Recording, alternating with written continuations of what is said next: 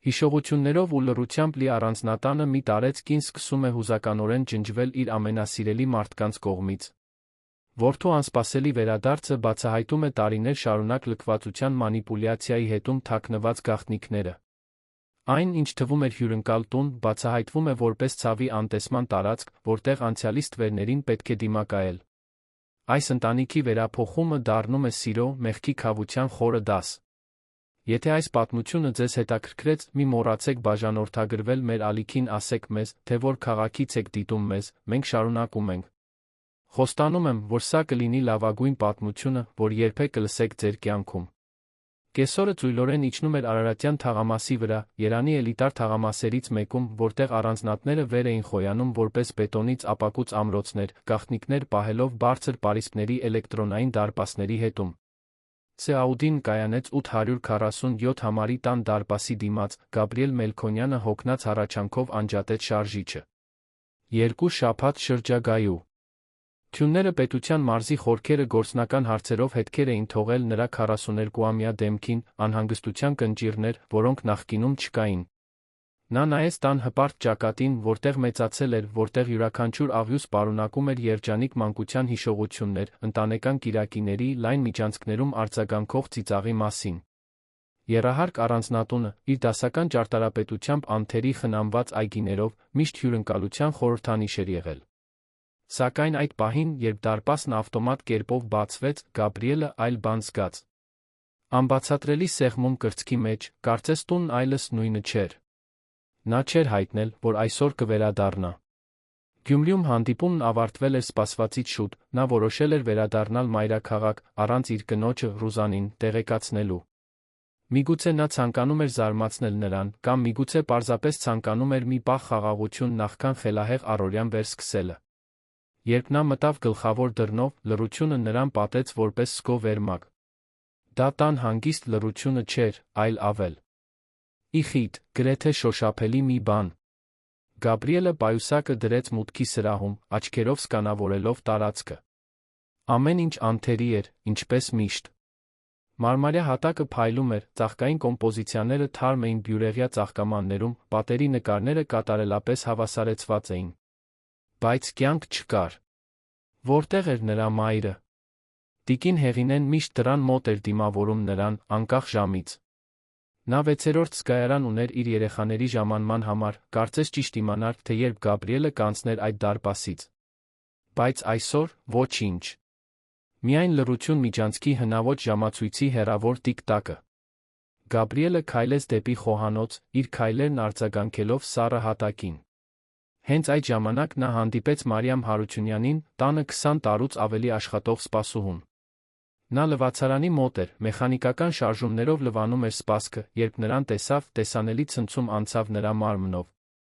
«Պարոն Գաբրիել, դուք շուտ եք եկել», ասաց նա, արագորեն չորացնելով ձեռքերը գոգնոցով։ Ձայնը թեթակի դողում էր, նրա աչքերը չէին կարողանում դիմանալ նրա հայա։ «Ցքին»։ «Մարիամ, որտեղ է մայրս», հարցրեց Գաբրիելը, նկատեց, թե ինչպես պարզ հարցը կնոջը ստիպեց կծկվել։ Տիկին Հեղինեն իր սենյակում է, պարոն։ Նա վերջերս շատ չի իջել։ Ինչպես թե չի իջել, Գաբրիելը կնճռոտեց հոնքերը, անհանգստությունը մեծանալով։ Նա հիվանդ է, ինչու ինձ ոչ ոք չտեղեկացրեց։ Մարիամ Հարությունյանը բացեց բերանը, բայց ոչ մի խոսք դուրս չեկավ։ Նրա նյարդային մատները խաղում էին գոգնոցի եզրի հետ, Գաբրիելը բավական երկար էր ճանաչում այդ կնոջը, որպեսզի իմանար, թե երբ է նա ինչ-որ բան թաքցնում։ Մարիամ, ինչ է կատարվում այստեղ։ Նախքան նա կկարողանար պատասխանել, մի կնոջ ձայն կտրեց օդը որպես սուր շեղբ։ Գաբրիել, սիրելիս, դու վերադարձար։ Ռուզանը հայտնվեց հյուրասենյակից, անթերի, ինչպես միշտ։ 35 տարեկանում նա այն տեսակի կինն էր, որ ուշադրություն էր գրավում ամենուր։ Կատարելապես սանրված շիկահեր մազեր, աննկատելի, բայց անթերի դիմահարտարում դիզայներական հագուստ, որն ընդգծում էր նրա նրբագեղ մարմինը։ Նա մոտեցավ ժպիտով, բայց Գաբրիելը նկատեց, որ ժպիտը չէր հասնում աչքերին։ Հանդիպումն ավարտեցի շուտ, պատասխանեց նա, դիտելով, թե ինչպես Մարիամ Հարությունյանը զուսպորեն հեռանում է, անհետանալով տան հետնամասի ուղղությամբ։ Մարիամին հարցնում էի մորս մասին։ Ինչու նա այլս չի իջնում։ Ռուզանը թոթվեց ուսերը, հաշվարկված անտարբեր ժեստով։ Ահ, սիրելիս, դու գիտես, թե ինչպիսին է քո մայրը։ Նա մելամաղձոտ է, նախընտրում է մնալ իր սենյակում։ Ես փորձում եմ ուրախացնել նրան, բայց դու գիտես տիկին Հեղինեին համառ է, ինչպես ջորին։ Նա երբեք չի եղել այսքան մեկուսացված, պնդեց Գաբրիելը, զգալով, թե ինչպես է անհանգստությունը մեծանում։ Ես կբարձրանամ տեսնելու նրան։ Ռուզանի ձեռքը դրվեց նրա թին, մատները սեղմվելով ամուր ճնշումով, որը քողարկված էր որպես քնքշություն։ Նա հիմա հանգստանում է, սերս։ Դժվար գիշեր է ունեցել, վերջապես քնել է քիչ առաջ։ Ափսոս կլիներ արթնացնել նրան։ Գաբրիելը նայեց դեպի աստիճանները, որոնք տանում էին երկրորդ հարկ, որտեղ գտնվում էր մոր սենյակը։ Ինչ-որ բան ճիշտ չէր։ Նա զգում էր դա, օդում սխալ թրթիռ, ինչպես աններդաշնակ նոտա սիմֆոնիայում։ Ռուզան, որքան ժաման։ Ագե, ինչ մայրս չի իջել։ Չգիտեմ, սիրելիս, միգուցե մի քանի օր, պատասխանեց նա, արդեն հեռանալով դեպի հյուրասենյակ։ Դու հավանաբար հյուծված ես ճանապարհից։ Ես պատրաստեցի քո սիրելի վիսկին։ Արի մի փոքր հանգստացիր ընթրիքից առաջ։ Բայց Գաբրիելը չշարժվեց։ Նրա աչքերը մնում էին աստիճաններին, մի հին հիշողություն անցավ նրա մտքով։ Նրա մայրը, տիկին Հեղինեն, միշտ եղել էր այդ տան հոգին։ 15 տարի առաջ, երբ հայրը հեռացել էր սրտի խնդրի պատճառով, նա էր ստանձնել ամեն ինչի ղեկը։ Նա ղեկավարում էր տունը ամուր, բայց սիրող ձեռքով մասնակցում էր նրա բիզնես որոշումներին, նրա ամենահուսալի խորհրդատուն էր։ Երբ Աննան, նրա առաջին կինը, 5 տարի առաջ հեռացել էր ծննդաբերության ժամանակ, երեխայի հետ միասին, տիկին Հեղինեն եղել էր նրա ապաստանը։ Նա սատարել էր նրան ամենախորը ցավի մեջ, որ երբեք զգացել էր, այն, որ պատռում էր կուրծքը խլում թոքերից օդը։ Աննան նա ամուսնացած էին եղել ընդամենը 2 տարի, հղիությունը նշվում էր որպես իրենց կյանքի ամենամեծ ուրախությունը։ Բայց ծննդաբերության ժամանակ անսպասելի բարդու։ Թյունը ժամերի ընթացքում ամեն ինչ խլել էր։ Սիրելի կինը որդին, ում նա հազիվ էր ճանաչել։ Տիկին Հեղինեն նույնպես անչափ տառապել էր։ Նա սիրում էր Աննային որպես դուստր, որ երբեք չուներ, տատիկ դառնալու հեռանկարը նրան ուրախություն էր պատճառում։ Կրկնակի կորուստը ցնցել էր նրա հիմքերը, ամիսներ շարունակ առանձնատունը սուզված էր ծանր ու լուրջ սկի մեջ։ Հենց այդ մութ շրջանում Ռուզանը հայտնվեց նրա կյանքում։ Ընկերների ընկերուհի, ներկա գործնական ընթրիքի։ Նա այն ամենն էր, ինչ կյանքը այդ պահին չէր։ Կենսուրախ, էներգիայով լի, ժպիտով, որը լուսավորում էր սենյակները։ Գաբրիելը թույլ տվեց իրեն տարվել նորույթով, հնարավորությամբ փախչելու ցավից, որը խժռում էր նրան։ 6 ամիս անց նրանք ամուսնացան զուսպ արարողությամբ։ Նա հիշում էր մոր արտահայտությունը հարսանիքի օրը։ Նա ժպտաց, գրկեց Ռուզանին, երջանկություն մաղթեց։ Բայց նրա աչքերում ինչ-որ բան կար, անհանգստության ստվեր, որը Գաբրիելը նախընտրեց անտեսել։ Ի վերջո, ոչինչ այլս նախկինի պես չէր լինի։ Ոչ ոք չէր փոխարինի Աննային։ Բայց կյանքը պետք է շարունակվեր, չէ՞։ Որ բոլորը դա էին ասում։ Գաբրիելը թափահարեց գլուխը, հեռացնելով հիշողությունները։ Նա իր ուշադրությունը դարձրեց ներկային, այդ չափազանց լուռ տանը, մոր անբացատրելի բացակայությանը։ Ես պարզապես կնայեմ նրան, ասաց նա, ոտքը դնելով աստիճանի առաջին աստիճանին։ Գաբրիել, կանչեց Ռուզանը, նրա ձայնում շտապողականության նոտա կար, որը նրան ստիպեց կանգ առնել։ Նա իսկապես պետք է հանգստանա։ Բժիշկը կատեգորիկ էր այդ մասին։ Ինչ բժիշկ, երբ Գաբրիելը շրջվեց դեպի նրան։ Անցյալ շաբաթ, սիրելիս։ Մինչ դու բացակայում էիր։ Նա ասաց, որ քո մայրը սթրեսի մեջ է, հանգիստ է պետք։ Իսկ ինչու ինձ ոչ ոք չզանգահարեց դա ասելու։ Մենք չէինք ուզում անհանգստացնել քեզ գործնական ճանապարհորդության ժամանակ։ Դու արդեն բավական անհանգստանալու բան ունես։ Գաբրիելը ուսումնասիրեց կնոջ դեմքը, փնտրելով անկեղծության կամ խաբեության նշաններ, բայց Ռուզանը հարթ, անթափանց պատ էր։ Նա զգաց հոգնածությունը իր ուսերին։ Միգուցե նա չափազանցում էր։ Միգուցե մայրը իսկապես պարզապես հոգնած էր, հանգստի կարիք ուներ։ Լավ, զիջեց նա, իջնելով աստիճանից։ Բայց ես կտեսնեմ նրան ավելի ուշ, երբ արթնանա։ Իհարկե, սիրելիս, ժպտաց Ռուզանը, այս անգամ ժպիտը անկեղծ թվաց։ Հիմա արի, օգտվենք առիթից, որ դու տանն ես։ Նա նրան առաջնորդեց դեպի հյուրասենյակ, որտեղ իսկապես վիսկիի բաժակ էր սպասում, սառույցի ճիշտ քանակությամբ, որը նա նախընտրում էր։ Գաբրիելը նստեց իտալական կաշվե բազմոցին, բայց նրա աչքերը թափառում էին սենյակում։ Կային նուրբ փոփոխություններ։ Նկարը, որը նրա մայրն այդքան սիրում էր, գյուղական բնապատկեր, նկարված տեղացի նկարչիկ ողմից, այլս Բուխարիի վրա չէր։ Դրա փոխարեն ժամանակակից, աբստրակտ ստեղծագործություն, որը նա չէր ճանաչում։ Ռուզանը հետեց նրա հայացքին։ Դու սիրեցիր, ես փոխեցի։ Այդ հին նկարն այնքան գունատ էր, այլս չէր համապատասխանում դեկորին։ Գաբրիելը չպատասխանեց։ Նա մի կում խմեց վիսկիից, զգալով, թե ինչպես է սա թե հեղուկ նայրում իր կոկորդը, բայց զգացողությունը չբերեց սպասված հարմարավետությունը։ Ինչ-որ բան խորապես սխալ էր այդ տանը, նա զգում էր դա իր ոսկորներում։ Եվ մինչ գիշերն ավարտվեր, նա կիմանար, թե ինչ։ Դրսում արը վերջապես թաքնվում էր շենքերի հետում, երկար ստվերներ գցելով այգու վրա։ Եվ երկրորդ հարկում, փակ դռան հետում, տիկին Հեղինեն մնում էր լուռ, ինչպես արել էր շաբաթներ շարունակ, անտեսանելի իր սեփական տանը։ Գիշերը դանդաղ էր անցնում, Գաբրիելը չէր կարողանում հանգստանալ։ Նստած ճաշասեղանի մոտ, նա անտարբերորեն մղում էր ուտելիքը ափսեի մեջ, մինչ Ռուզանը անիմաստ բաներ էր պատմում ֆրանսիական բրենդի նոր հավաքածուի հաջորդ ամսվա համար պլանավորված ճանապարհորդության մասին։ Նա պատասխանում էր միավանք բառ։ Երով իր միտքը կպած երկրորդ հարկին, մորը, ում չէր տեսել 2 շաբաթ, ով, ըստ բոլորի, մեկուսացված էր։ Ընթրիքն ավարտելուց հետո Ռուզանը ներողություն խնդրեց, ասելով, որ կարոր զանգ ունի։ Գաբրիելն օգտվեց առիթից։ Նա վճռական քայլերով բարձրացավ աստիճաններով, սիրտը արագանալով յուրաքանչյուր աստիճանին։ Երկրորդ հարկի միջանցքը կիսամութ էր, միայն մեկ զուսպ լուսատու էր լուսավորում ճանապարհը։ Նա մոտեցավ մոր սենյակի դռանը թեթակի թակեց։ Մայրիկ, ես եմ Գաբրիելը։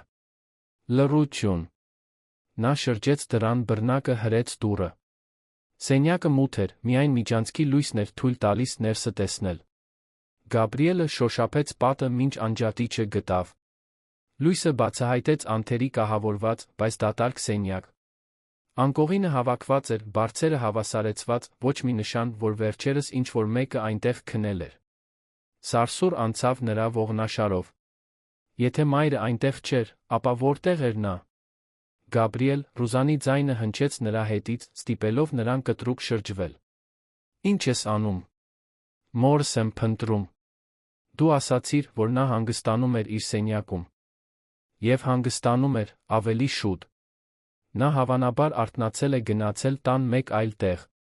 Որ այլ տեղ, Գաբրիելը զգաց, թե ինչպես է գրգռվածությունը մեծանում։ Սա նրա տունն է, Ռուզան, նա պետք է լիներ այնտեղ, որտեղ ցանկանում էր։ Եվ այդպես է, սիրելիս, Ռուզանը մոտեցավ, նրա ձայնը ձեռք բերելով հովանավորող տոն։ Դու չափազանցում ես։ Քո մայրը մեծահասակ կին է, գալիս գնում է, ինչպես ցանկանում է։ Ապա ինչու Մարիամը վախեցած էր, երբ ես հարցրի նրա մասին, ինչու դու փորձեցիր խանգարել ինձ բարձրանալ։ Ես ոչ մի բան չփորձեցի խանգարել, պարզապես ասացի, որ նա հանգստանում է։ Ռուզանը խաչացեց ձեռքերը, նվիրված կնոջ դիմակը սկսում էր թեթակի ճաքել։ Անկեղծ ասած, Գաբրիել, կարծում եմ, որ դու պարանոիկ ես։ Նա երկար ժամանակ ուսումնասիրեց կնոջ դեմքը, փնտրելով նրա աչքերում մի բան, որը կարող էր հանգստացնել իրեն, բայց այն ամենը, ինչ գտավ, սառը պատ էր։ Առանց այլս ոչինչ ասելու, Գաբրիելը դուրս եկավ սենյակից, սկսեց շրջել երկրորդ հարկի մյուս սենյակներով։ Գրադարանը, դատարկ։ Գրասենյակը, դատարկ։ Հին հյուրասենյակը, դատ։ Արկ։ Նա գնաց երրորդ հարկ, որտեղ գտնվում էին ավելի փոքր սենյակներ, մոր սիրելի հին կարի սենյակը։ Բոլորը դատարկ էին։ Անհանգստությունը վերածվեց խուճապի։ Նա վազելով իջավ աստիճաններով գնաց փնտրելու Մարիամ Հարությունյանին։ Նա նրան գտավ լվացքատանը, դողդոջուն ձեռքերով սրբիչներ ծալելիս։ Տեսնելով նրան, նա գրեթե գցեց կտորը։ Մարիամ, որտեղ է մայրս ճաշում, որտեղ է նա ժամանակ անցկացնում։ Սպասուհին կուլ տվեց, աչքերը լցվելով։ Պարոն Գաբրիել, ես։ Խոսիր, Մարիամ, հանուն Աստծո։ Նա սրբիչը սեղմեց մատների արանքում, տեսանելիորեն պայքարելով ինչ-որ բանի հետ։ Նա իր կերակուրներն իր սենյակում է ստանում, պարոն։ Շաբաթներ է, ինչ նա չի իջել։ Բայց սենյակը դատարկ էր։ Մարիամ Հարությունյանը սեղմեց սրբիչը մատների արանքում, տեսանելիորեն պայքարելով ինչ-որ բանի հետ։ Դա սովորական սենյակը չէ, պարոն։ Նա Արելյան Թ. սենյակում է։ Արելյան Թ. Գաբրիելը լայն բացեց աչքերը։ Տան այդ հատվածը գործնականում լքված էր, դրանք հին սենյակներ էին, որոնք ոչ ոք չէր օգտագործել տարիներ շարունակ։ Ինչու պետք է մայրս այնտեղ լիներ։ Նախքան Մարիամը կկարողանար պատասխանել, Ռուզանը հայտնվեց լվացքատան դռան մոտ, նրա դեմքը զսպված կատաղության դիմակ էր։ Մարիամ, դու ազատված ես։ Գնա տուն հենց հիմա։ Սպասուհին զարմացած նայեց նրան։ Բայց տիկին, իմ հերթափոխն ավարտվում է միայն 10-ին։ Ես ասացի հենց հիմա, Ռուզանը գրեթե թքեց բառերը։ Մարիամ Հարությունյանը նայեց Գաբրիելին, աչքերում աղաչանք, բայց նա կենտրոնացած էր իր կնոջ վրա։ Ոչ, նա չի գնա։ Մարիամը մնում է։ Եվ դու հենց հիմա ինձ կբացատրես, թե ինչ է կատարվում այս տանը։ Օդում լարվածությունը շոշափելի էր։ Ռուզանը խորը շունչ քաշեց, ինքն իրեն հավաքելով։ Լավ, խոսենք։ Բայց առանձին։ Նա նրան առաջնորդեց դեպի հյուրասենյակ, փակելով դռները իրենց հետից։ Գաբրիելը դիմակայեց նրան, ձեռքերը խաչածած, սպասելով։ Քո մայրը դժվար ժամանակաշրջան է անցնում, սկսեց Ռուզանը, ձայնը խնամքով մոդուլացված։ Այն բանից հետո, երբ մենք ամուսնացանք, նա սկսեց տարօրինակ պահվածք դրսևորել։ Խանդ, սեփականատիրություն, ինձ սաբոտաժի ենթարկելու փորձեր։ Մայրս երբեք այդպիսին չի եղել։ Մարդիկ փոխվում են, Գաբրիել։ Նա չընդունեց, որ մեկ այլ կին զբաղեցնում է այն տեղը, որը նա կարծում էր, որ միայն իրենն է։ Ես փորձեցի խոսել, համբերատար էի, բայց նա դարձավ թշնամական։ Բժիշկը խորհուրդ տվեց, որ նա ունենա իր սեփական տարածքը, որտեղ կարող էր հանգստանալ։ Սա եթեթություն է, Գաբրիելը զգաց, թե ինչպես է բարկությունը եռում։ Դու նրան մեկուսացրել ես Արելյան Թ. լքված սենյակներում, այդպես է, ինչ ես կարծում, թե ով ես դու։ Ես քո կինն եմ, հակադարձեց Ռուզանը, աչքերը կայծակելով։ Եվ այն ամենը, ինչ արել եմ, պաշտպանել եմ այս ընտանիքը։ Քո մայրը մշտական կոնֆլիկտներ էր առաջացնում, թունավորելով մթնոլորտը։ Ես ամեն ինչ փորձեցի, բայց նա բազմիցս մերժեց ինձ։ Ես հենց հիմա կգնամ նրան բերելու։ Չես գնա, Ռուզանը արգելափակեց նրա ճանապարհը։ Նա բուժման մեջ է, Գաբրիել։ Եթե հիմա ընդհատես, կարող է լուրջ հետընթաց առաջացնել։ Հեռացիր իմ ճանապարհից։ Նրա ձայնը ցածր էր, վտանգավոր։ Ռուզանը վարանեց, բայց վերջապես հեռացավ։ Գաբրիելը նորից բարձրացավ աստիճաններով, այս անգամ դեպի Արելյան Թ. Այնտեղ միջանցքն ավելի նեղ էր, ավելի քիչ լուսավորված։ Նա բացեց դուռը դռան հետից, մինչ դրանցից մեկում, վերջապես, գտավ մորը։ Տիկին Հեղինեն նստած էր հին բազկաթոռին, պատուհանի մոտ, փաթաթված բրդյա շալով, չնայած շոգին։ Նրա մոխրագույն մազերը, միշտ այդքան խնամված, կապված էին թո. Ուիլ հանգույցով։ Նա ավելի փոքր, ավելի փխրուն էր թվում, կարծես կծկվել էր։ Լսելով դռան բացվելը, դանդաղ շրջվեց։ Գաբրիել, նրա ձայնը թել էր։ Նա սենյակը հատեց երկու քայլով ծնկի իջավ նրա կողքին, բռնելով նրա ձեռքերը։ Դրանք սառն էին։ Մայրիկ, ինչ են անում քեզ հետ։ Տիկին Հեղինեն նայեց որդուն հոգնած աչքերով, այնքան հոգնած։ Ես փորձեցի ասել քեզ, Գաբրիել, բայց դու միշտ զբաղված էիր, միշտ ճանապարհորդում էիր։ Ինչ ասել, պատմիր ինձ ամեն ինչ։ Նա խորը շունչ քաշեց, կարծես ուժ հավաքելով։ Երբ դու Ռուզանին տուն բերեցիր, ես փորձեցի ընդունել։ Ես գիտեի, որ դու պետք է առաջ շարժվեիր Աննայից հետո։ Բայց աստիճանաբար հասկացա, որ նա չի ուզում լինել այս ընտանիքի մասը։ Նա ուզում էր ամեն ինչ փոխարինել, ջնջել մեր անցյալը։ Ինչպես թե ջնջել։ Նա սկսեց հանել Աննայի լուսանկարները, ասելով, որ քեզ համար ցավալի է դրանք տեսնելը։ Հետո կահույքը, նկարները, ամեն ինչ, ինչ պատմություն ուներ։ Երբ ես բողոքեցի, նա ասաց, որ ես չափազանց սենտիմենտալ եմ, որ տունը նորացման կարիք ունի։ Գաբրիելը լուր լսում էր, ստամոքսի անգույցը սեղմվելով։ Հետո նա սկսեց հեռացնել ինձ քեզանից, շարունակեց տիկին Հեղինեն, ձայնը խեղդված։ Ասում էր, որ ես շատ վերահսկող եմ, որ քեզ տարածք է պետք։ Ամեն անգամ, երբ ես փորձում էի քեզ հետ խոսել բիզնեսի մասին, ինչպես նախկինում էինք անում, նա միջամտում էր։ Որոշումները, որոնք ես սովորաբար կայացնում էի տան մասին, դարձան նրանը։ Ինձ մղում էին եզրեր, ինչպես հին կահույք, որն այլս պետք չէ։ Ինչու չպնդեցիր, ինչու ինձ չփնտրեցիր։ Փորձեցի, որդիս։ Բայց դու այլ էր։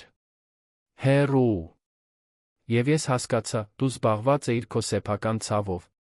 Չցանկացա լրացուցիչ բեռ լինել։ Դու երբեք բեռ չէիր լինի, Գաբրիելը զգաց, թե ինչպես են արցունքներն այրում աչքերը։ Մի օր, երբ ես հարցաքննեցի նրա որոշումը հին սպասուհիներից մեկին ազատելու մասին, Ռուզանը պայթեց։ Ասաց, որ այս տունն հիմա իրենն է, որ ես պետք է ընդունեմ իմ տեղը կամ հեռանամ։ Հենց այդ ժամանակ նա առաջարկեց, որ ես մնամ այս թվում, իմ անձնական կյանքն ունենալու համար։ Եվ դու ընդունեցիր։ Տիկին Հեղինեն տխուր ժպտաց։ Ինչ կարող էի անել, Գաբրիել, ես հյուծվ ած էի կռվելուց։ Եվ իմ մի մասը կարծում էր, որ միգուցե նա ճիշտ է, միգուցե ես հնացել եմ, միգուցե ժամանակն է թույլ տալ, որ դու կառուցես քո նոր կյանքը։ Գաբրիելը մորը քաշեց ամուր գրկախառնության մեջ, զգալով, թե ինչպես է նա դողում իր գրկում։ Ինչպես էր նա այդքան գույր, այդքան բացակա, այդքան վախկոտ։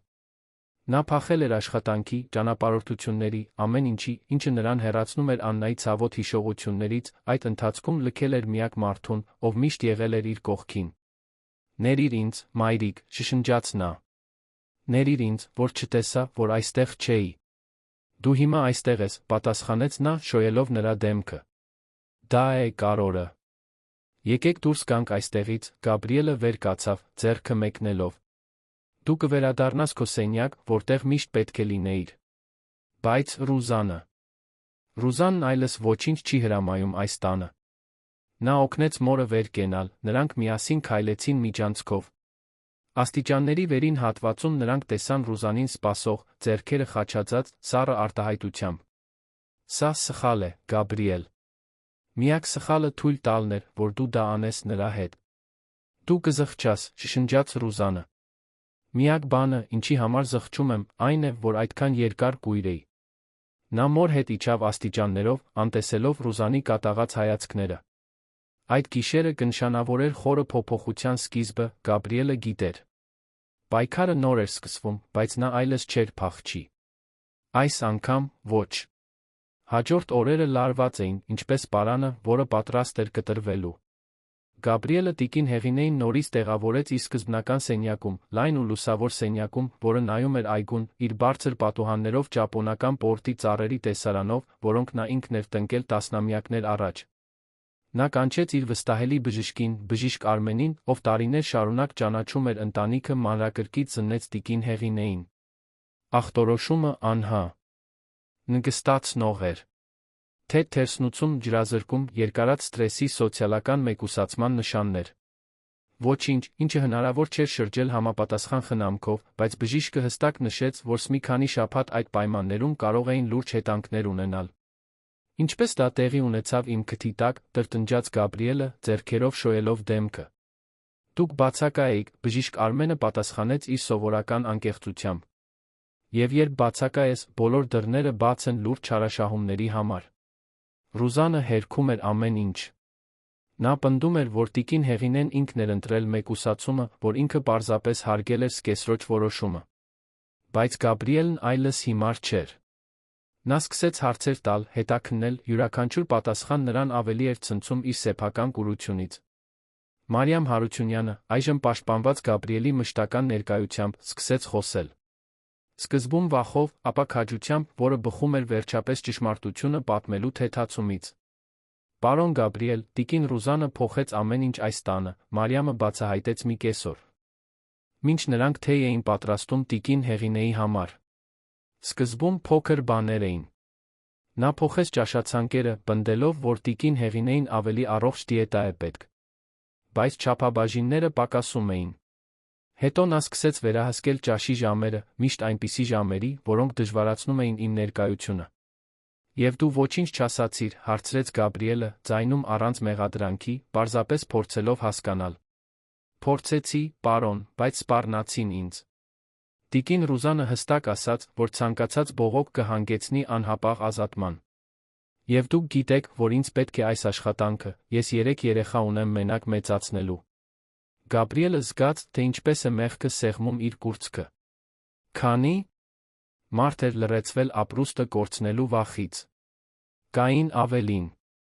Մարիամը պատմեց, թե ինչպես Ռուզանն աստիճանաբար հեռացրեց տիկին Հեղինեի ընկերուհիներին։ Հեռախոսազանգեր, որոնք չէին փոխանցվում, այցեր, որոնք խանգարվում էին պատրվակներով, թե տիկին Հեղինեն լավ չէ, այցելուներ չի ընդունում։ Մայրապետը, արդեն հուզականորեն ցնցված իրավիճակից, սկսեց հավատալ, որ ինքն իսկապես բեռ է, որ մարդիկ նախընտրում են իր բացակայությունը։ Հոգեբանական վերահսկողությունը մանրակրկիտ էր կործանարար։ Ռուզանն ուներ անմեղ թվացող մեկնաբանություններ անելու շնորհքը, որոնք քայքայում էին տիկին Հեղինեի ինքնագնահատականը։ Ինչ գեղեցիկ զգեստ է, ափսոս, որ նորաձությունից դուրս է։ Դու միշտ այդքան վճռական էիր, հիմա կորած ես թվում։ Գաբրիելն այժմ շատ ավելի երջանիկ է, քանի որ ընտանեկան ճնշումներ չունի։ Յուրաքանչյուր նախադասություն թույնի կաթիլ էր, կուտակվելով նրանք ձավորեցին անապահովության օվկիանոս։ Մի առավոտ Գաբրիելը մորը գտավ այգում, շաբաթների մեջ առաջին անգամ։ Նա հնագույն ճապոնական պորտի ծառի մոտ էր, մատներով շոշափելով ծառի կոպիտ գեղը։ Ես այս ծառը տնկել եմ, երբ դու ծնվել ես, մեղմորեն ասաց նա։ Քո հայրն ասաց, որ դա խորհրդանիշ կլինի, որ այն կաճի ուժեղ, ինչպես դու։ Գաբրիելը միացավ նրան, երկուսն էլ լուռ էին։ Եվ աճեց, մայրիկ։ Քո հոր շնորհիվ։ Տիկին Հեղինեն տխուր ժպտաց։ Գիտես, որդիս, այն, ինչ ամենաշատն էր ցավեցնում ինձ, ֆիզիկական մեկուսացումը չէր, այլ այն գիտակցումը, որ ես անտես անելի էի դառնում։ Իմ կարծիքներն այլս կարևոր չէին, իմ ներկայությունն այլս տարբերություն չէր առաջացնում։ Սարսափելի զգացողություն է, սեփական կյանքից ջնջվելը։ Դու երբեք անտեսանելի չես եղել ինձ համար։ Բայց դու այստեղ չէիր տեսնելու։ Այդ խոսքերի ճշմարտությունը խորը կտրեց։ Գաբրիելը գրկեց մորը, լուր երդվելով, որ այլս երբեք թույլ չի տա, որ նա այդպես զգա։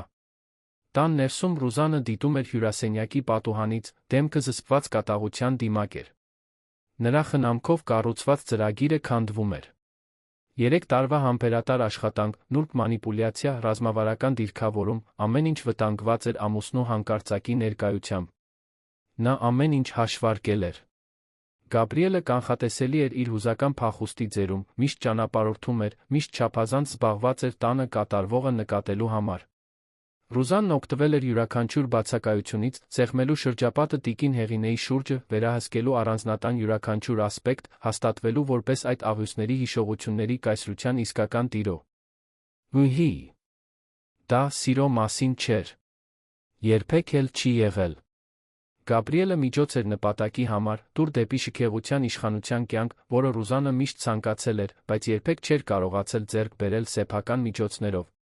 Սնանկացած գյուղական ընտանիքի դուստր լինելով, նա շուտ էր սովորել, որ գեղեցկությունն ու սրամիտ խելքը իր միակ զենքերն էին։ Եվ նա դրանք օգտագործել էր վարպետորեն։ Նա հանդիպեց Գաբրիելին իր կյանքի ռազմավարական կետում, երբ նա խոցելի էր վերջին ցավից։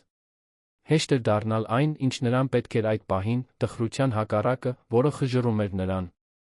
Կենսուրախ, որտեղ մելամաղձություն կար, վճռական, որտեղ վարանում կար, ներկա, որտեղ դատարկություն կար։ Ամուսնությունը արագ էր, նախքան Գաբրիելը կհասցներ շատ մտածել։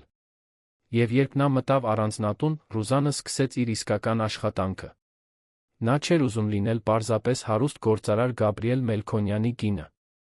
Նա ուզում էր լինել միակ ձայնը, որը նա լսում էր, միակ ներկայությունը, որը կարևոր էր։ Եվ տիկին Հեղինեն դրա ամենամեծ խոչընդոտն էր։ Մայրապետը ազդեցություն ուներ որդու վրա։ Ուներ տասնամյակների պատմություն կառուցված վստահություն։ Քանի դեռ նա մոտ էր Գաբրիելին, Ռուզանը երբեք լիակատար վերահսկողություն չէր ունենա։ Այսպիսով նա պլանավորեց հեռացնել նրան, առանց բռնության, առանց սկանդալի, պարզապես մշտական լուր էրոզիայով։ Մեկուսացում, քողարկված խնամքով, վերահսկողություն, քողարկված պաշտպանությամբ։ Գրեթե հաջողվեց։ Բայց հիմա Գաբրիելը տանն էր, ուշադիր, հարցաքննող, նորից կապ հաստատող մոր հետ։ Եվ Ռուզանը զգում էր, թե ինչպես է հողը սահում իր ոտքերի տակից։ Նա պետք է գործեր։ Արագ։ Այդ գիշեր, ընթրիքի ժամանակ, Ռուզանը լի էր հմայքով հնազանդությամբ։ Նա ներողություն խնդրեց, պնդելով, որ իրեն սխալ են հասկացել, ասաց, որ իր բոլոր գործողությունները դրդված են եղել տիկին Հեղինեի մասին անկեղծ հոգատարության ցանկությամբ։ Արցունքներ հայտնվեցին նրա աչքերում, երբ նա խոսում էր այն մասին, թե ինչպես էր իրեն անհասկանալի, մերժված, հարձակման ենթարկված զգում։ Գաբրիելը լսում էր նրան լուռ, դեմքը անորոշ։ Տիկին Հեղինեն, ամիսների մեջ առաջին անգամ նստած սեղանի գլխին, նույնպես լուռ էր մնում, Իսկ նրա հոգնած աչքերը անվստահություն էին արտահայտում։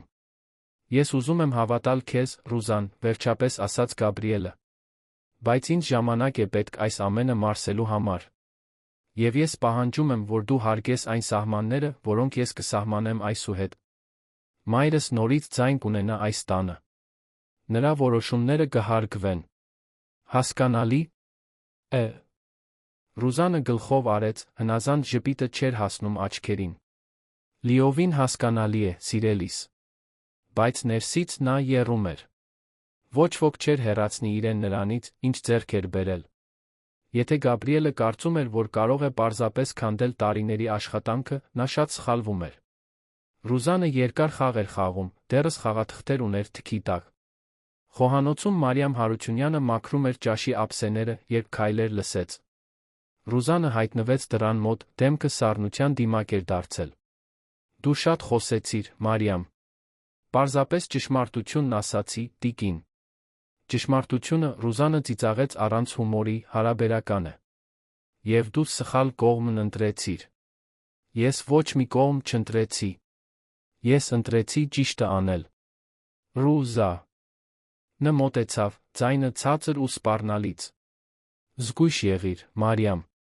Մարդիկ, ովքեր շատ աղմուկ են բարձրացնում, երբեմն մնում են անձայն։ Ափսոս կլիներ, որ դու կորցնեիր այս աշխատանքը, քո տարիքում շուկայում շատ տարբերակներ չէիր ունենա։ Մարիամ Հարությունյանը դիմացավ հայացքին, չնայած վախը սարսափեցնում էր նրա մաշկը։ Ես նախընտրում եմ հանգիստ քնել, լինելով գործազուրկ, քան լավ աշխատանք ունենալ, լինելով չարության հանցակից։ Ռուզանը շրջվեց դուրս եկավ, թողնելով Մարիամին դողացող, բայց վճռական իր որոշման մեջ։ Այդ տան հոգու համար պայքարը հեռու էր ավարտվելուց, բոլորը գիտեին դա։ Հարցն այն էր, թե ով կհաղթեր, երբ վերջին քայլն արվեր։ Հաջորդող շաբաթները փխրուն խաղաղություն բերեցին Արարատյան թաղամասի առանձնատանը։ Գաբրիելը կտրուկ կրճատեց իր ճանապարհորդությունները, ավելի շատ պարտականություններ պատվիրակելով իր վստահելի գործընկերներին։ Տարիների մեջ առաջին անգամ նա ընտրեց ներկա լինել։ Նա նախաճաշում էր տիկին Հեղինեի հետ, լսում նրա կարծիքները բիզնեսի մասին, վերականգնում այն առօրյան, որը գոյություն ուներ մինչ ամեն ինչ փլուզվելը։ Տիկին Հեղինեն աստիճանաբար ծաղկում էր, ինչպես չորացած բույսը, որը երկար չորությունից հետո ջուր է ստանում։ Գույները վերադարձան նրա դեմքին, փայլը աչքերին։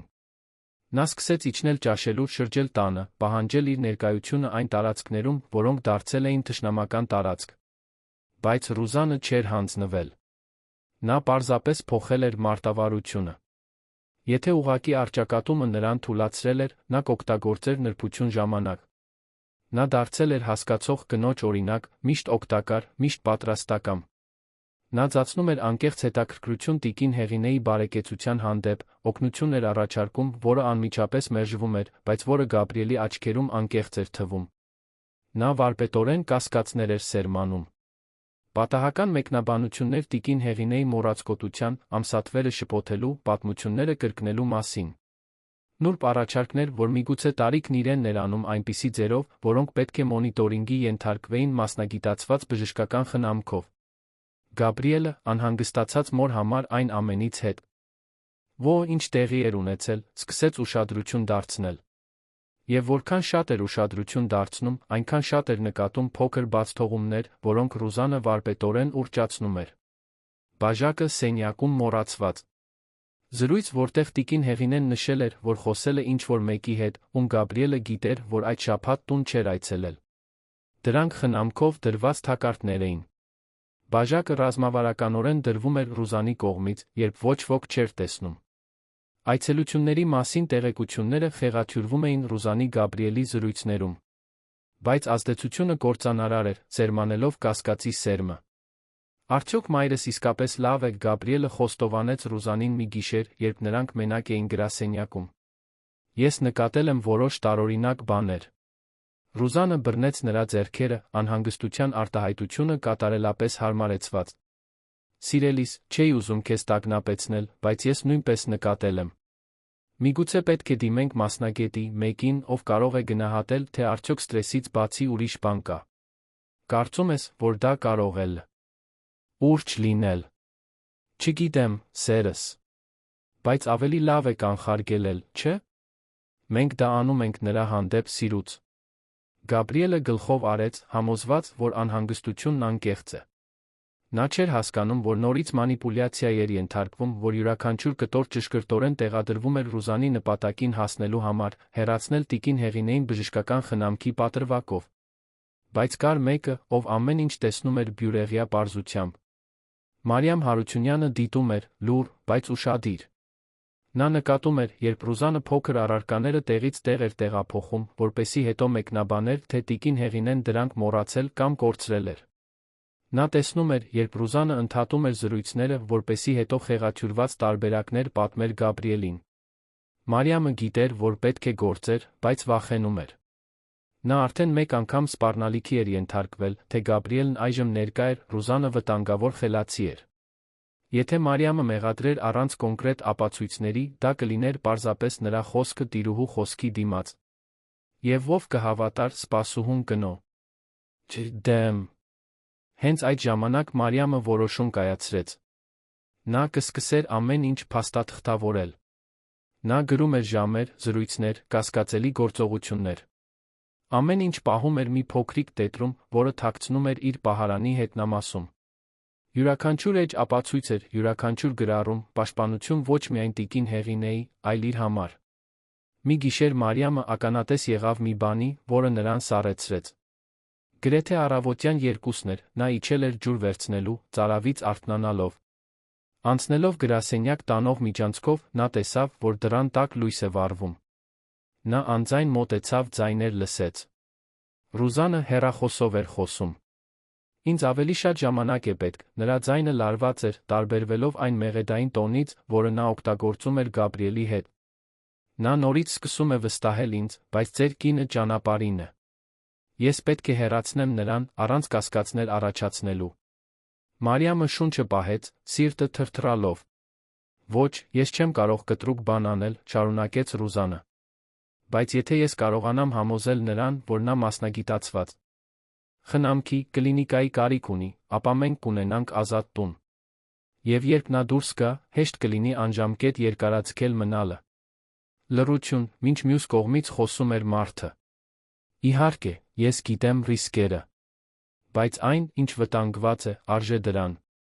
Այս առանձնատունը, բիզնեսը, ամեն ինչ կարող է լինել մերը, եթե մենք ճիշտ խաղանք։ Գաբրիելը կանխատեսելի է, սենտիմենտալ։ Քանի դեռ ես թվում եմ, թե հոգ եմ տանում նրա մոր մասին, նա թույլ կտա ինձ անել այն, ինչ անհրաժեշտ է։ Մարիամը դողդոջուն քայլերով հեռացավ դռան մոտից, ցանկանալով վազել, բայց ստիպելով իրեն հանգիստ մնալ։ Նա դանդաղ բարձրացավ աստիճաններով, յուրաքանչյուր աստիճանը հավերժություն էր, մինչ հասավ իր փոքրիկ սենյակը 3-րդ հարկում։ Միայն երբ փակեց դուռը, շրջեց բանալին, թույլ տվեց, որ սարսափը լցնի իրեն։ Ռուզանը ոչ միայն մանիպուլյացիա էր անում։ Նա պլանավորում էր մշտապես հեռացնել տիկին Հեղինեին, նրան ուղարկելով որևէ հաստատություն, կեղծ բժշկական պատրվակով։ Եվ այն, ինչ Մարիամը լսել էր, ցույց էր տալիս, որ ուրիշ մեկս ներգրավված էր, հանցակից, ով օգնում էր ծրագրերով։ Մարիամը պետք է պատմեր Գաբրիելին։ Բայց ինչպես դա անել, առանց իրեն վտանգի ենթարկելու։ Եթե Ռուզանը իմանար, որ լսել էին, ապա նրա անելիքներին սահմաններ չէին լինի։ Օրեր շարունակ Մարիամը գրում էր այդ գաղտնիքի բեռը, դիտելով, թե ինչպես է Ռուզանը գործում իր կեղծ նորմալությամբ, տեսնելով, թե ինչպես է Գաբրիելը դանդաղորեն համոզվում, որ իր մայրը մասնագիտացված օգնության կարիք ունի։ Բժիշկ Արմենին փոխարինել էր Ռուզանի կողմից առաջարկված նոր բժիշկը, ով ի զարմանս համաձայն էր նրա բոլոր անհանգստություններին տիկին Հեղինեի հոգեկան վիճակի վերաբերյալ։ Շրջապատումը նորից սեղմվում էր, այս անգամ ավելի բարդ, ավելի դժվար պայքարելու համար։ Ռուզանը սովորել էր իր նախկին սխալներից, այժմ օգտագործում էր Գաբրիելի սեփական անապահովությունները որպես զենք։ Հետո մի բան տեղի ունեցավ, որը ամեն ինչ կփոխեր։ Մի անձրոտ հինգշաբթի կեսօրին Գաբրիելը զանգ ստացավ համալսարանի հին ընկերոջից, ընտանեկան իրավունքի մասնագետ փաստաբանից։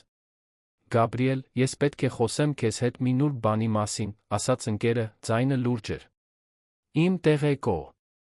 ություններով քո կինը խորհրդակցել է արգելքի մասնագետ փաստաբանների հետ։ Դու գիտեիր այդ մասին։ Գաբրիելը զգաց, թե ինչպես է արյունը սառում։ Արգելք, ինչի մասին ես խոսում։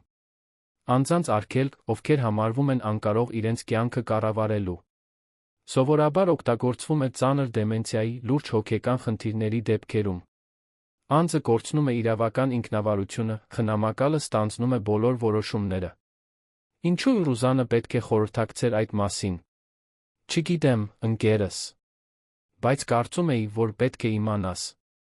Եթե դա վերաբերում է քո մորը, ինչպես կասկածում եմ, խորհուրդ եմ տալիս զգույշ լինել։ Արգելքի գործընթացները կարող են չարաշահվել։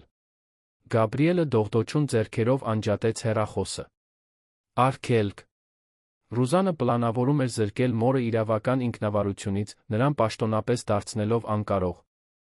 Դրանով նա կարող էր տիկին Հեղինեին հաստատություններում տեղավորել, առանց նրա բողոքելու, առանց որևէ մեկի իրավականորեն հարցաքննելու։ Բացահայտումը Ստամոքսին հարվածի պես էր։ Բոլոր կտորները տեղավորվեցին։ Նուրբ մանիպուլյացի։ Փոխված բժիշկները, հիշողության խնդիրների մասին ակնարկները։ Ամեն ինչ ավելի մեծ, ավելի չարագույժ ծրագրի մաս էր, քան Գաբրիելը պատկերացրել էր։ Նա պետք է գործեր։ Արագ։ Բայց նրան ապացույցներ էին պետք, ինչ-որ կոնկրետ բան, որը կարող էր օգտագործել մորը պաշտպանելու Ռուզանին վերջնականապես բացահայտելու համար։ Այլս բավարար չէր հավատալը, պետք էր ապացուցել։ Այդ գիշեր Գաբրիելը ձացրեց, թե ամեն ինչ նորմալ է ընթրիքի ժամանակ, բայց նրա միտքը խելահեղորեն աշխատում էր։ Նա նոր աչքերով էր դիտում Ռուզանին, տեսնելով անհանգստության խնամքի դիմակից այն կողմ։ Ինչպես էր նա այդքան գույր, այդքան երկար ժամանակ։ Ինչպես էր թույլ տվել, որ այդ կինը գրեթե կործաներ իր ընտանիքից մնացածը։ Երբ բոլորը քնեցին, Գաբրիելը անձայն իջավ գրասենյակ։ Եթե Ռուզանն այդքան մանրամասն բան էր պլանավորում, պետք է հետքեր լինեին։ Զանգեր, փաստաթղթեր, որե ապացույց։ Նա սկսեց փնտրել, զգույշ լինելով, որ իր հետաքննության նշաններ չթողնի։ Եվ այդպես գրասենյակի մթնշաղում, լուսավորված միայն լամպով, Գաբրիելը սկսեց բացահայտել Ռուզանի հյուսած սարդո ստայնի իրական չափը։ Եվ աճող սարսափով հասկացավ, որ պայքարում էր շատ ավելի մեծ վտանգավոր բանի դեմ, քան պատկերացրել էր։ Գաբրիելը ամբողջ գիշեր անցկացրեց գրասենյակը խուզարկելով դետեկտիվի մանրակրկտությամբ։ Մի կողպված դարակում, որի բանալին գտավ լուսանկարների շրջանակի հետում թաքնված, նա հայտնաբերեց փաստաթղթերով լի մի թղթապանակ, որը նրան սրտխառնոց առաջացրեց։ Բժշկական խորհրդատվություններ մասնագետների հետ, որոնց նա երբեք չէր ճանաչել, հոգեբուժական եզրակացություններ իր մոր մասին, հիմնված դիտարկումների վրա, որոնք չափազանցված կամ պարզապես կեղծ էին թվում, ավելի անհանգստացնող, արգելքի միջնորդության արդեն մասնակիորեն լրացված նախագիծ։ Բայց այն, ինչ իսկապես ցնցեց Գաբրիելին, մի պայմանագիր էր։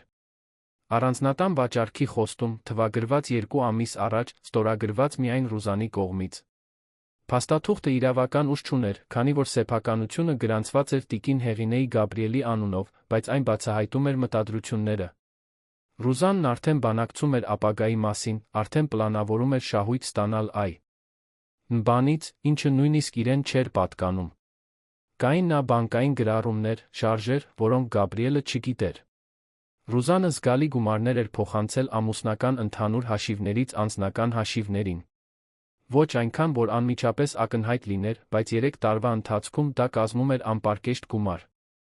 Գաբրիելը լուսանկարեց յուրաքանչյուր փաստաթուղթ իր հեռախոսով, նրա ձեռքերը դողում էին զսպված զայրույթից։ Նա հիմա ուներ կոնկրետ ապացույցներ ոչ միայն հոգեբանական մանիպուլյացիայի, այլ ֆինանսական հանցագործությունների մասին։ Ռուզանը ոչ միայն վերահսկող կին էր, այլ բարդ խաբեբա, ով մանրակրկիտ պլանավորում էր Մելքոնյանների ընտանիքը զրկել ունեցվածքից արժանապատվությունից։ Երբ արը սկսեց բարձրանալ հորիզոնում, Գաբրիելը ամեն ինչ ճիշտ տեղը դրեց կողպեց դարակը։ Նա չէր կարող շտապել։ Ռուզանը խելացի էր սահուն։ Եթե նա հիմա առճակատվեր նրա հետ, առանց բոլոր հիմքերը ծածկելու, նա կարող էր փախչել կամ ավելի վատ, արագացնել իր ծրագրերը տիկին Հեղինեի դեմ։ Նրան պետք էր մասնագիտական օգնություն։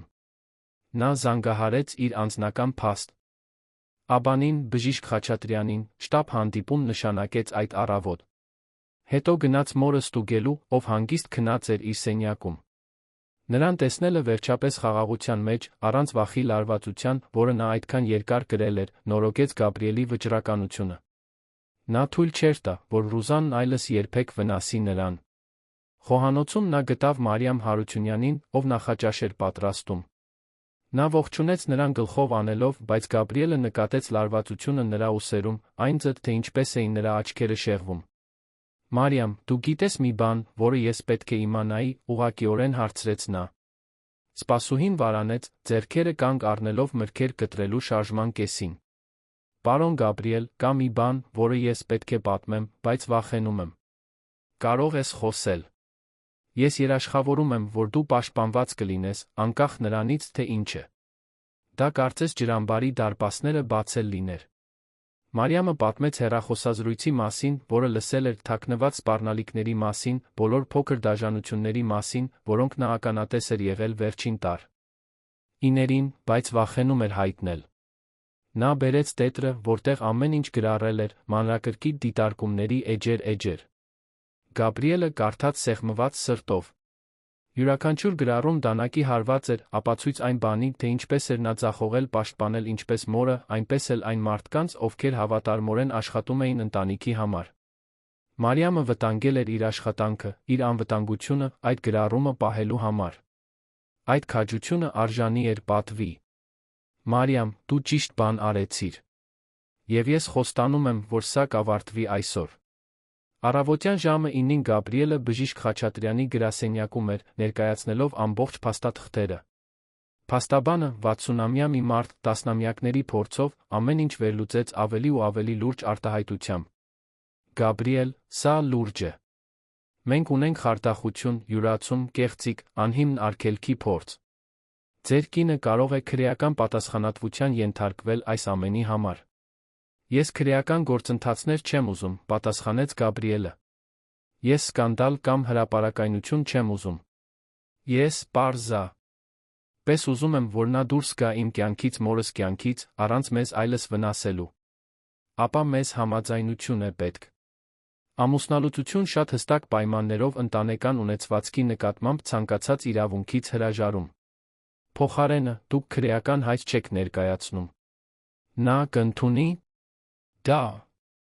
Եթե այլընտրանքը բանտարկությունն է, նա կընդունի։ Գաբրիելը գլխով արեց։ Մինչ բժիշկ Խաչատրյանը սկսեց պատրաստել անհրաժեշտ փաստաթղթերը, Գաբրիելը զանգահարեց տուն, խնդրեց Ռուզանին ժամը 2-ին գալ փաստաբանի գրասենյակ, ասելով, որ իրենք պետք է քննարկեն կարևոր գույքային հարցեր։ Նա անմիջապես համաձայնեց, հավանաբար մտածելով, որ Գաբրիելը վերջապես ձեռնարկում էր այն միջոցները, որոնք նա առաջարկում էր մոր արգելքի վերաբերյալ։ Բայց երբ Ռուզանը հասավ Պոլսի պողոտայի էլեգանտ գրասենյակ, տեսավ Գաբրիելի փաստաբանի արտահայտությունը, հասկացավ, որ քարտերը փոխվել են։ Ինչ է սա, հարցրեց նա, փորձելով թե տոն պահպանել, բայց չկարողանալով թաքցնել լարվածությունը։ Նստեք, Ռուզան, Գաբրիելը մատնացույց արեց բժիշկ Խաչատրյանի լայն սեղանի դիմացի աթոռը։ Ես նախընտրում եմ կանգնել։ Ապա մնացեք։ Բժիշկ Խաչատրյանը նրան մի թղթապանակ տվեց։ Այնտեղ է 3 տարվա խարդախության, մանիպուլյացիայի մորս անհիմն արգելքի փորձի բոլոր ապացույցները։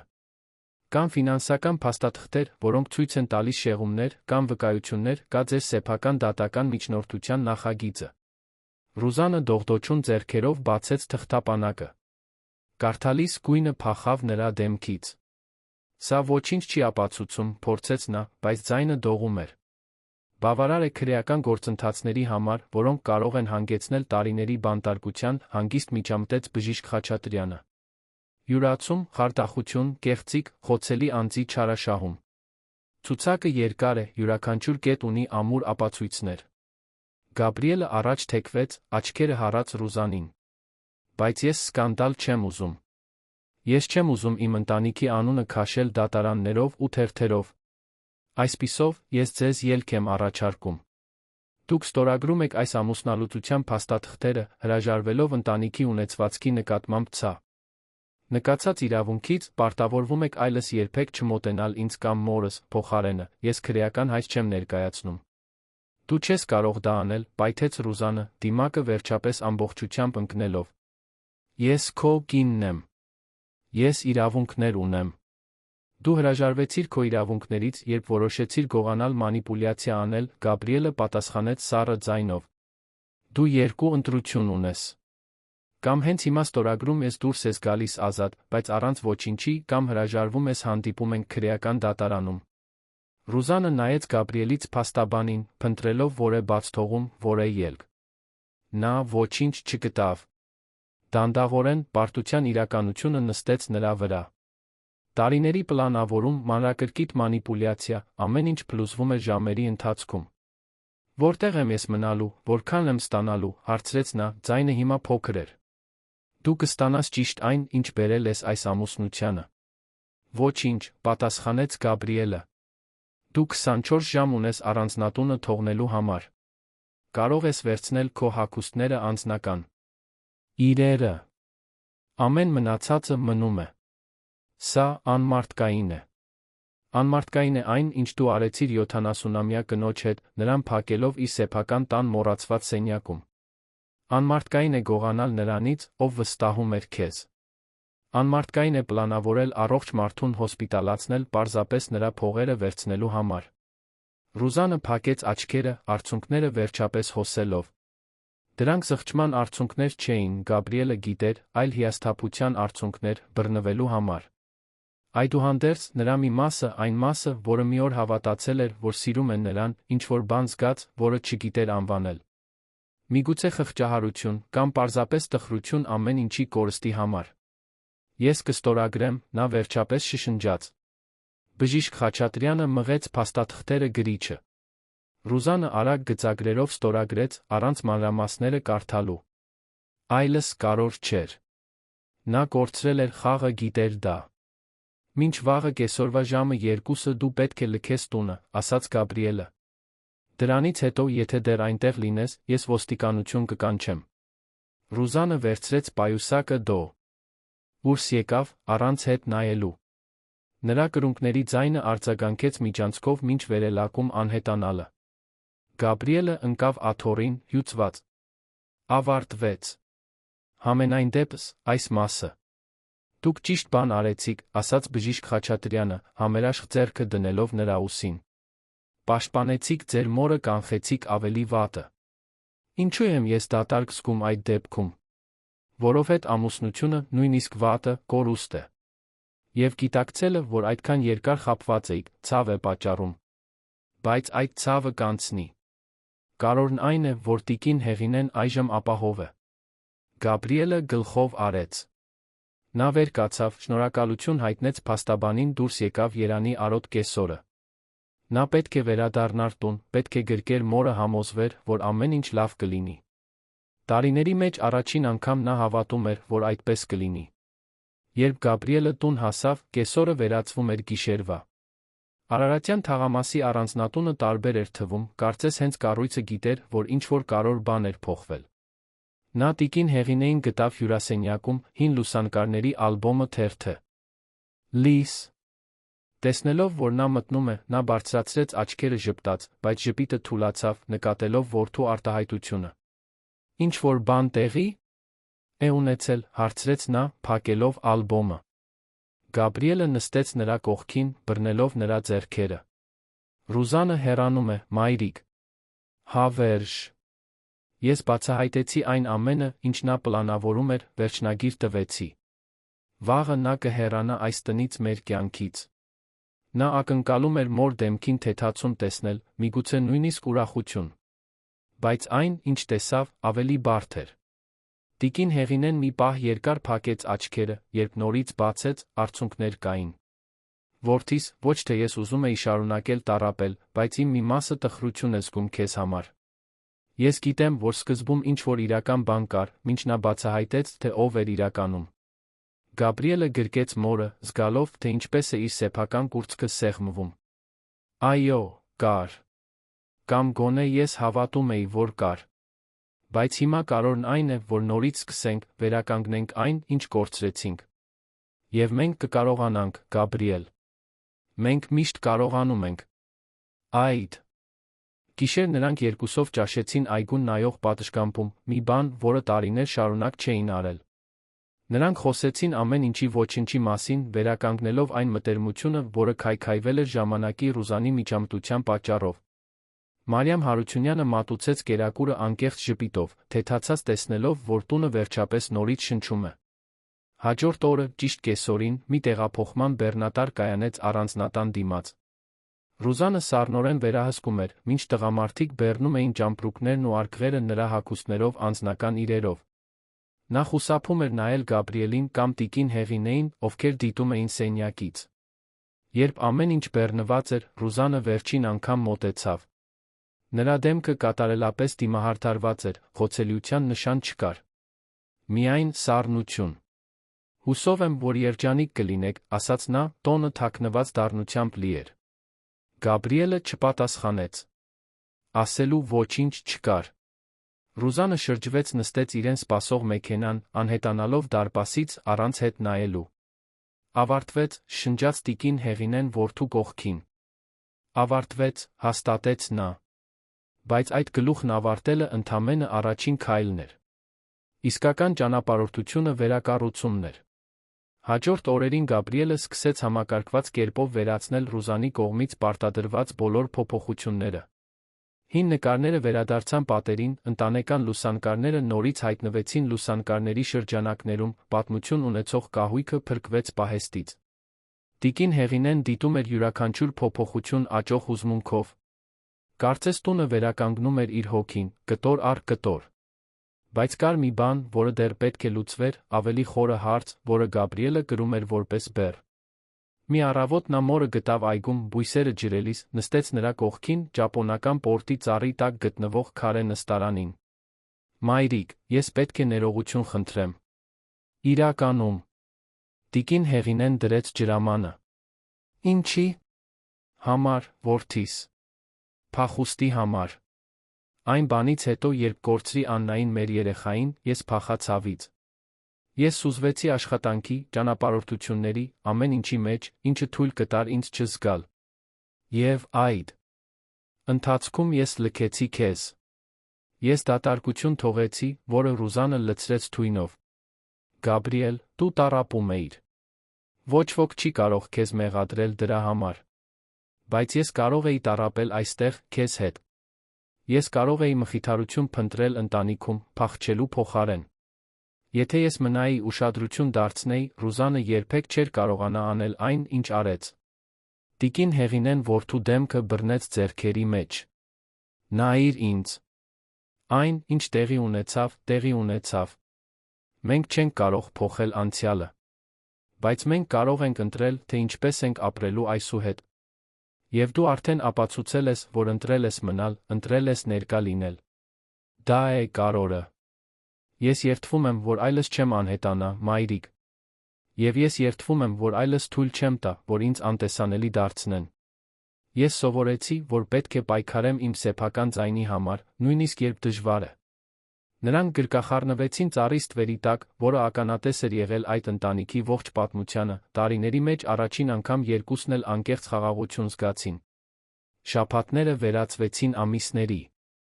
Արար։ Ատյան թաղամասի առանձնատունը նորից կյանքով էր թրթռում։ Տիկին Հեղինեն վերսկսեց իր սոցիալական առօրյան, նորից հանդիպեց ընկերուհիներին, որոնց Ռուզանը հեռացրել էր, նորից սկսեց ակտիվորեն մասնակցել տան մասին որոշումներին։ Գաբրիելը մշտապես կրճատեց իր աշխատանքային պարտականությունները, ավելի շատ պատվիրակելով, ավելի շատ ժամանակ անցկացնելով տանը։ Նա սկսեց թերապիա, վերջապես դիմակայելով այն սկին, որը թաղել է ժխտման փախուստի շերտերի տակ։ Նա խոսեց Աննայի մասին տարիների մեջ առաջին անգամ, այն որդու մասին, ում երբեք չէր հասցրել ճանաչել, այն ցավի մասին, որը ձավորել էր նրա հետագա ընտրությունները։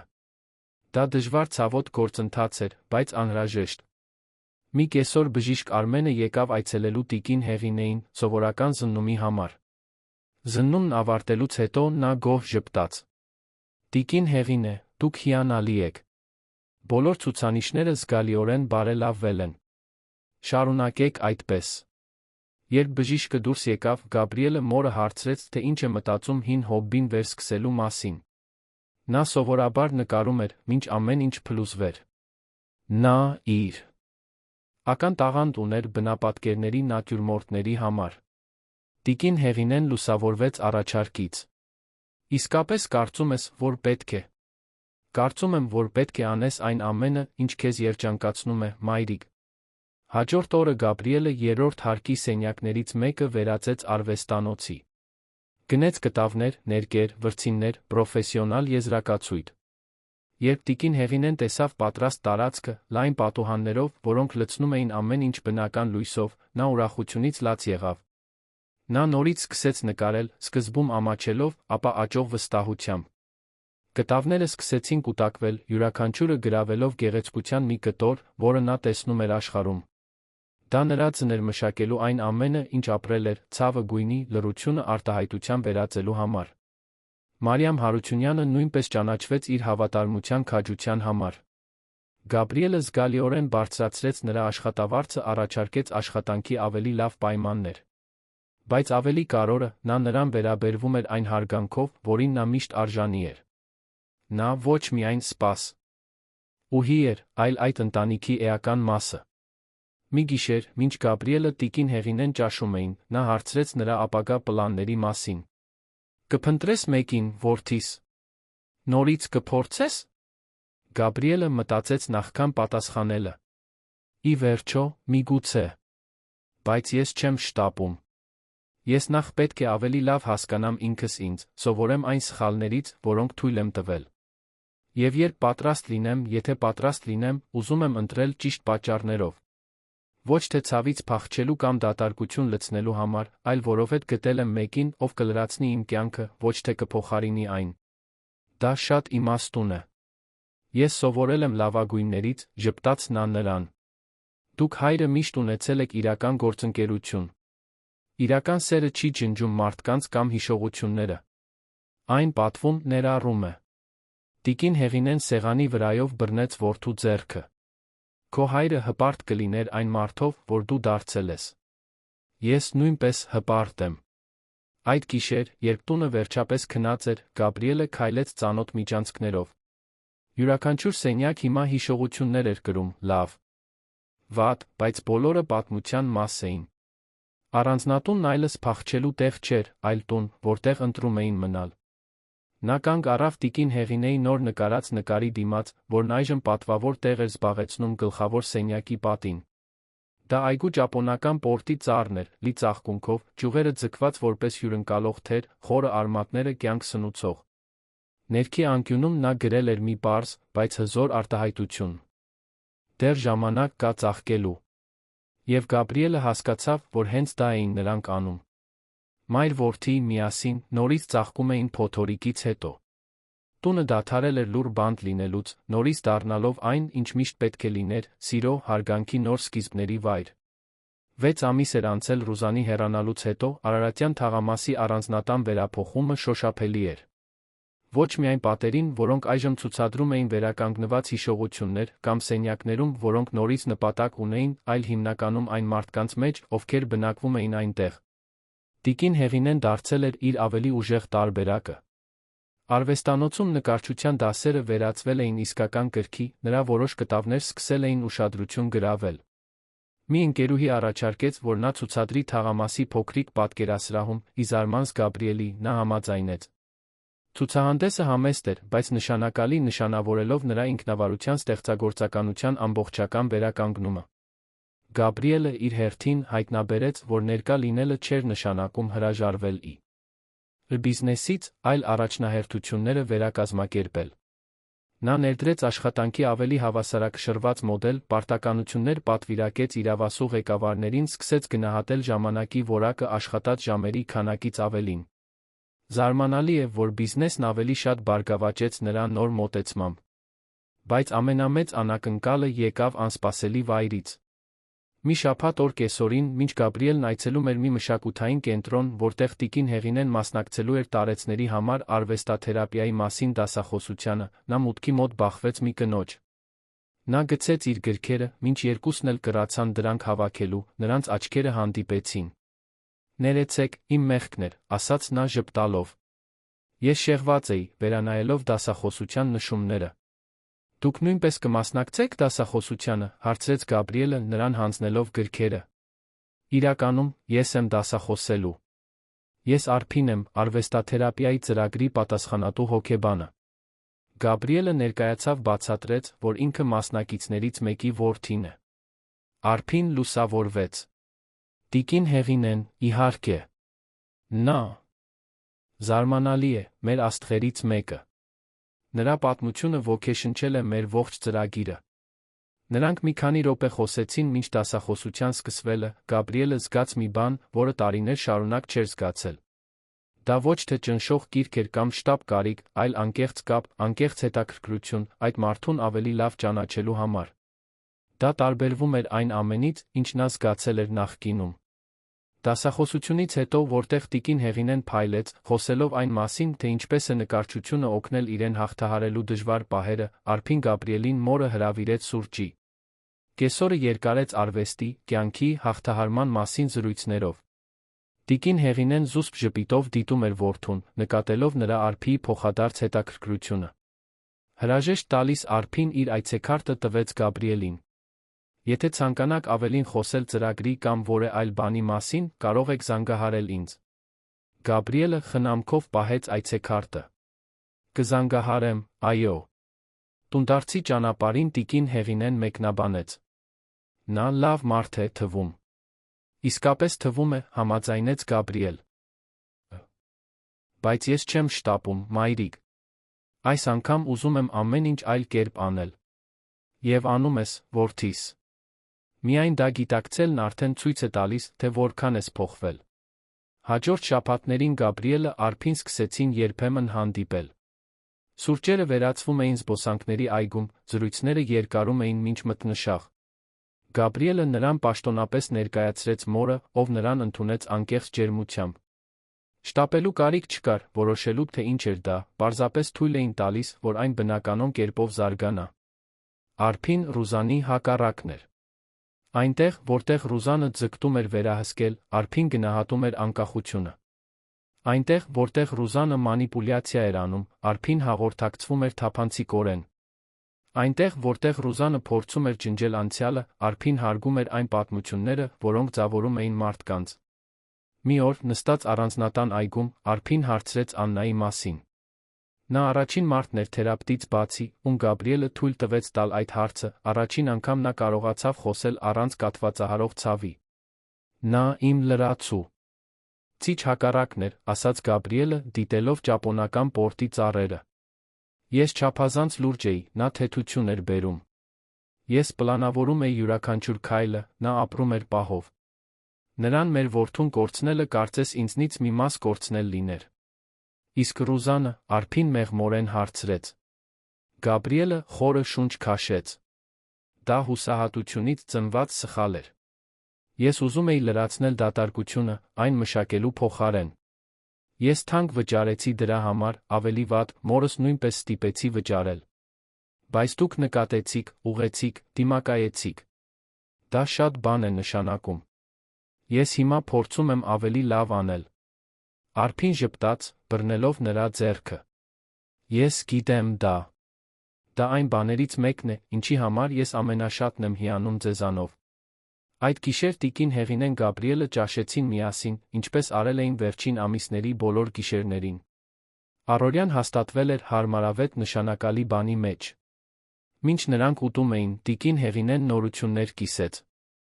Ես այսօր հրավեր ստացա, ասաց նա, աչքերում փայլ կար։ Մի արվեստի պատկերասրահ ցանկանո։ Ում է մշտապես ներկայացնել իմ աշխատանքը։ Ոչինչ մեծ, բայց դա նշանակում է, որ ես կկարողանամ շարունակել ցուցադրել, միգուցե նույնիսկ վաճառել որոշ կտորներ։ Մայրիկ, դա հրաշալի է, Գաբրիելը գրկեց նրան։ Ես այնքան հպարտ եմ քեզանով։ Դու ես ինձ տվել այդ հնարավորությունը, արվեստանոց ստեղծելով, խրախուսելով։ Ոչ, մայրիկ։ Դու միշտ ունեցել ես այդ տաղանդը։ Ես պարզապես հեռացրել եմ այն խոչընդոտները, որոնք խանգարում էին քեզ փայլել։ Տիկին Հեղինեն ժպտաց, աչքերում արցունքներ կային։ Գիտես որդիս, այդ ամիսներին արելյան թում փակված, ես կարծում էի, որ իմ կյանքն ավարտվել է, որ այլս նպատակ, ուրախություն, ապագա չկա։ Ես սխալվում էի։ Երբեմն մենք պետք է անցնենք ամենախորը խավարի միջով, հասկանալու համար, որ դեռ ի վիճակի ենք լույս գտնել։ Եվ դուք գտաք, մայրիկ։ Մենք գտանք։ Մենք միասին գտանք։ Ամիսները շարունակեցին անցնել, բերելով փոքր ուրախություններ, մեծ վերափոխումներ։ Գաբրիելը Արփին պաշտոնապես հաստատեցին իրենց հարաբերությունները, բայց առանց շտապելու ամուսնությունների կամ մեծ պարտավորությունների համար։ Նրանք կառուցում էին ամուր բան, հիմնված հարգանքի ճշմարիտ հաղորդակցության վրա։ Մարիամ Հարությունյանը տեսավ, թե ինչպես են իր 3 երեխաները ավարտում ավագ դպրոցը։ Գաբրիելը համոզվեց, որ ներկա լինի ավարտական արարողություններին, ֆինանսապես օգնելով, որ նրանք կարողանան շարունակել իրենց ուսումը։ Սպասուհին դարձել էր այդ ընտանիքի անբաժանելի մասը, այդպես էլ վերաբերվում էր նրան։ Արարատյան թաղամասի առանձնատունը, որը ժամանակին այդքան ցավի մանիպուլյացիայի բեմ էր եղել, նորից վերածվել էր իսկական տան։ Դռները բաց էին ընկերների ընտանիքի համար, սեղանին միշտ տեղ կար մեկի համար, ծիծաղը արձագանքում էր միջանցքներով, որոնք այդքան երկար միայն ծանր լռություն էին պարունակում։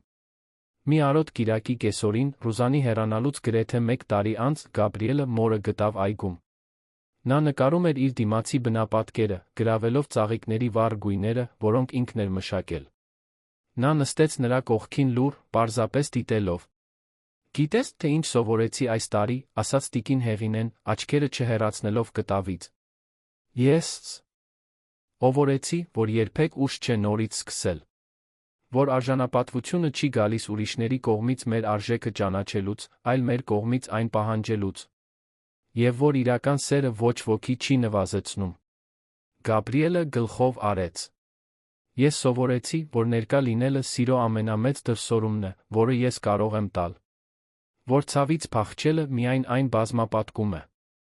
Եվ որ ներումը, իսկականը ոչ միայն ներողություն խնդրելն է, այլ այն վերաբերմունքը փոխելը, որը վնաս է պատճառել։ Նրանք այդպես մնացին մի որոշ ժամանակ, հայր-որդի միավորված միմյանց գրեթե կորցնելու ընդհանուր փորձով, այժմ ավելի ուժեղ հենց այն պատճառով, որ միասին անցել էին փոթորիկի միջով։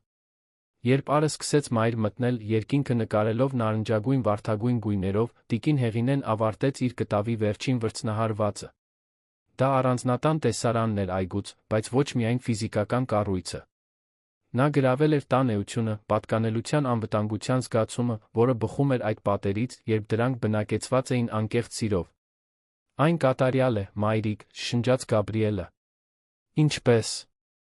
Մեր կյանքը պետք է լիներ ի սկզբանե։ Եվ վերջապես այդպես է։ Նրանք միասին մտան տուն, թողնելով հետում ոչ միայն անցնող կեսօրը, այլ անցյալի ուրվականները, որոնք այլս իշխանություն չունեին իրենց վրա։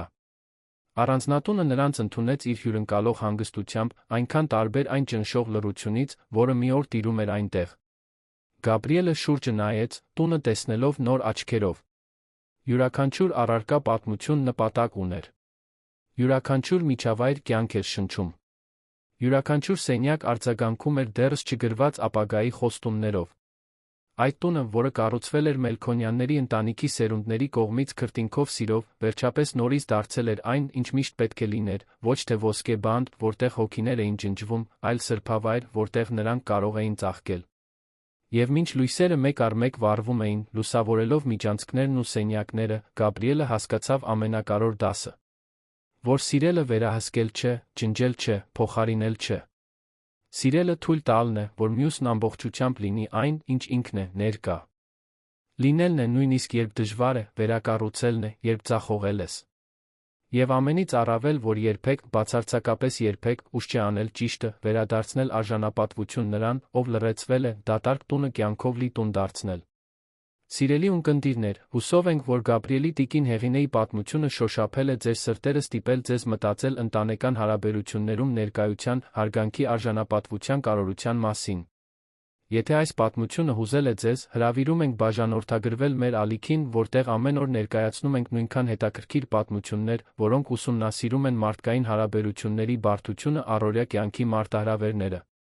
Մի մոռացեք հավանել այս տեսանյութը, քանի որ աջակցության յուրաքանչյուր ժեստ մեզ խրախուսում է շարունակել բերել այնպիսի բովանդակություն, որը փոփոխություն է բերում։ Եվ մեկնաբանություններում մենք ուզում ենք իմանալ, դուք երբեք ականատես եղել եք կամ զգացել եք ընտանիքում հուզական անտեսման իրավիճակներ, ինչպես եք դրանց հետ վարվել, կիսվեք Երբ փորձով մեզ հետ, քանի որ յուրաքանչյուր պատմություն կարող է օգնել մեկին, ով նման իրավիճակում է։ Միասին մենք կառուցում ենք աջակցության մտորումների համայնք։ Մինչ հաջորդ պատմությունը։